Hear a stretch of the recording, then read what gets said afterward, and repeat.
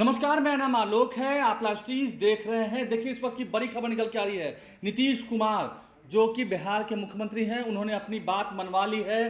केंद्रीय कैबिनेट का एक बड़ा फैसला निकल के आया। देखिए, केंद्रीय कैबिनेट ने इस वक्त की बड़े फैसले के साथ देशवासियों को खुश किया है। जातीय जनगणना देश में कराई जाएगी। इस वक्त की बड़ी खबर देखिए, जो आने वाला सेंसस होने वाला है, जो आने वाली जनगणना होने वाली है, देश में जनगणना होती है हर एक 10 साल के बाद। पिछली बार क्यों नहीं हुई थी आपको पता है, कोरोना काल की वजह से थोड़ा विलंब हुआ है। लेकिन अब जो सेंसस कराया जाएगा देश में, उसमें एक कॉलम जाति का भी जोड़ा जाएगा। देखिए, बड़ी खबर है। केंद्रीय कैबिनेट का, नरेंद्र मोदी कैबिनेट का बड़ा फैसला। प्रधानमंत्री नरेंद्र मोदी से अपनी बात नीतीश कुमार ने मनवा ली है। कहीं ना कहीं ये नीतीश कुमार की जीत हुई है, क्योंकि अब देश में एनडीए की सरकार है और एनडीए के नेताओं की बात को मानना होगा। बिहार के कई सारे मांग थे, उसमें से प्रमुख मांग ये भी थी। नीतीश कुमार ने बिहार में जाति आधारित गणना कराई। उस वक्त बिहार में महागठबंधन की सरकार थी। 2 अक्टूबर 2023 को बिहार में जाति आधारित गणना की रिपोर्ट प्रकाशित की गई। जो काम नीतीश कुमार ने किया, अब वही काम केंद्र सरकार करेगी।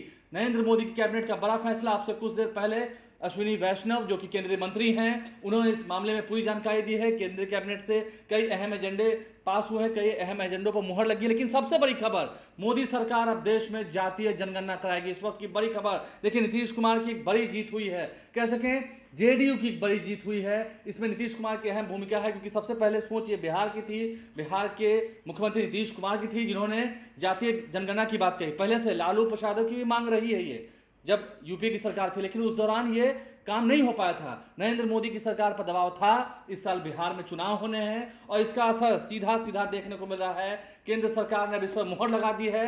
देश में जातीय जनगणना कराई जाएगी।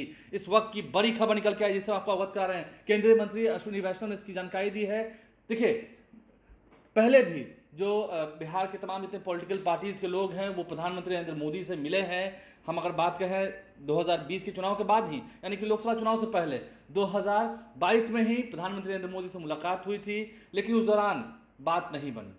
बात क्यों नहीं बनी, ये बात किसी से छुपी नहीं है। माफ कीजिए, 2021 में मुलाकात हुई थी सभी नेताओं की। नरेंद्र मोदी से मुलाकात हुई थी, क्योंकि बिहार विधानमंडल के दोनों ही सदनों से पास होने के बाद बिहार का जो प्रतिनिधिमंडल है, उसमें मुख्यमंत्री नीतीश कुमार थे, उस वक्त तेजस्वी यादव नेता विपक्ष थे, मुकेश सहनी, जीतनराम मांझी, तमाम इतने पॉलिटिकल पार्टी के नेता थे, वो वहाँ गए थे मिलने के लिए। लेकिन ये बात लंबे समय से अटकी हुई थी। लेकिन इस साल बिहार में चुनाव है, इसे कहते हैं दबाव, इसे कहते हैं अपनी बात मनवाना। ठीक है, नरेंद्र मोदी सरकार ने बातें मान ली हैं, लेकिन इसका क्रेडिट तो जाएगा। नीतीश कुमार ने अपनी बात मनवाई है, लंबे समय से उनकी इच्छा थी। एनडीए की सरकार है देश में। मैंने कहा पहले 2019 से लेकर 2024 तक मोदी सरकार थी, लेकिन अब देश में एनडीए की सरकार है, तो एजेंडा तो सबका चलेगा।